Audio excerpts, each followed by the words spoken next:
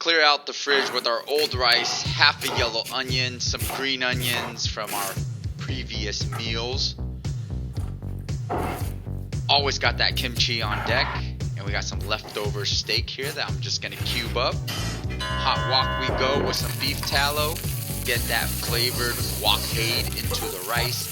Add your onions, make a little red sea, and add your egg. Easy way to clear out your fridge. Add your kimchi. Throw everything in the hot wok. Give her a toss. Give her a turn. Add some ponzu, garlic powder, white pepper. And that is it, everybody. In under 4 minutes, you got some beautiful leftover kimchi fried rice.